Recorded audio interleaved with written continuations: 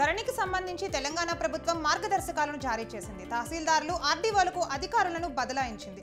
ప్రభుత్వం ఈ మేరకు ధరణి మార్గదర్శకాలను జారీ చేసింది. ఏ స్థాయి అధికారికి ఎలాంటి అధికారాలు ఉంటాయో మార్గదర్శకాల్లో పేర్కొంది. సీఎం రేవంత్ రెడ్డిని ఆంధ్రప్రదేశ్ మాజీ పీసీసీ అధ్యక్షుడు రఘువీరారెడ్డి మర్యాదపూర్వకంగా కలిశారు. హైదరాబాద్లోని ముఖ్యమంత్రి నివాసంలో ఆయన కలిశారు. రేవంత్ రెడ్డి ముఖ్యమంత్రి అయ్యాక ఏపీకి చెందిన పలువురు కాంగ్రెస్ నాయకులు ఆయనను వరుసగా కలుస్తూనే ఉన్నారు. మాజీ సీఎం కేసీఆర్ కు కాంగ్రెస్ నేత వంశీచంద్ర రెడ్డి బహిరంగ లేఖ రాశారు. కృష్ణా జలాల విషయంలో తప్పు చేయలేదని చెప్పే ధైర్యం ఉంటే మహబూబ్ నగర్ నుంచి ఎంపీగా పోటీ చేసి గెలవాలని సవాల్ చేశారు. పాలమూరు జిల్లా ప్రజల కన్నీటి గాథలు అంతా ఇంతా కాదన్నారు. అనకాపల్లి జిల్లా చోడవరంలో నారా భువనేశ్వరి నిజం గెలవాలి యాత్ర చేపట్టారు. సైకిల్ కు ఎదురు లేదని, ఎవరైనా అడ్డొచ్చినా లెక్క చేయొద్దని పిలుపునిచ్చారు. దాచేపల్లిలో జరగనున్న రా కదిలిరా బహిరంగ సభను జయప్రదం చేయాలని మాజీ ఎమ్మెల్యే ఎరపతినేని శ్రీనివాసరావు పిలుపునిచ్చారు. మార్చి 2న జరిగే బహిరంగ సభకు వేలాది మంది టీడీపీ, జనసేన నాయకులు తరలి రావాలని ఆయన కోరారు.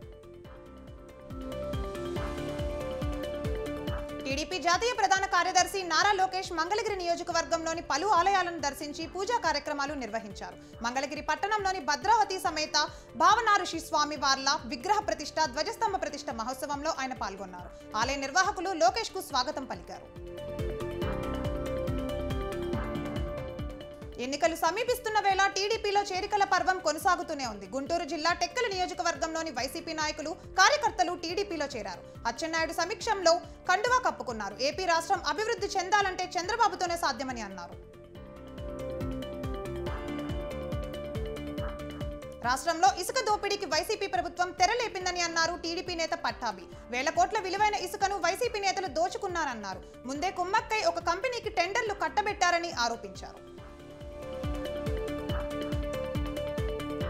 దేశంలోని పేదలందరికీ కేంద్రం ఉచితంగా బియ్యం ఇస్తోందని అన్నారు బీజేపీ రాష్ట్ర అధ్యక్షురాలు పురంధరేశ్వరి. ఉచిత బియ్యం పంపిణీని మోదీ ఏనాడు రాజకీయంగా వాడుకోలేదన్నారు. ఇంటింటికి బియ్యం పంపిణీ చేసే ఆటో డ్రైవర్లకు కనీస వేతనం ఎందుకు ఇవ్వట్లేదని ఆమె మండిపడ్డారు.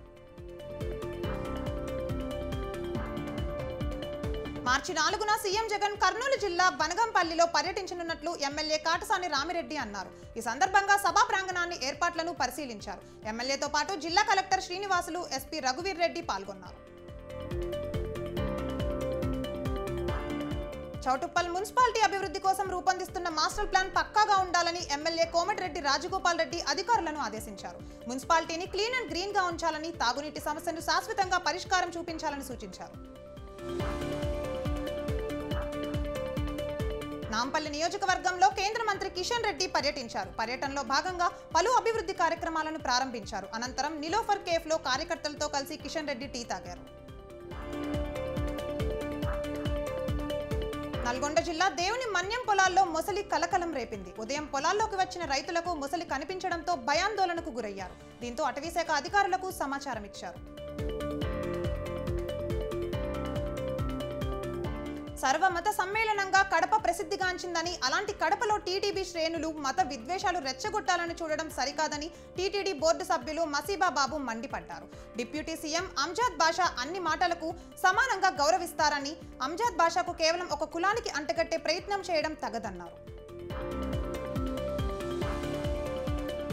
పెద్దపల్లి జిల్లా గోదావరి ఖనిలో తెలంగాణ కాంట్రాక్ట్ కార్మిక సంఘం ఆధ్వర్యంలో ముఖ్యమంత్రి రేవంత్ రెడ్డితో పాటు మంత్రి శ్రీధర్ బాబు, రామగుండం ఎమ్మెల్యే ఎంఎస్ రాజ్ ఠాగూర్ చిత్రపటానికి పాలాభిషేకం చేశారు. సింగరేణి కాంట్రాక్ట్ కార్మికులకు 25 లక్షల నుండి 30 లక్షల వరకు ప్రమాద బీమా అమలు చేయడంపై హర్షం వ్యక్తం చేస్తూ సంబరాలు జరుపుకున్నారు.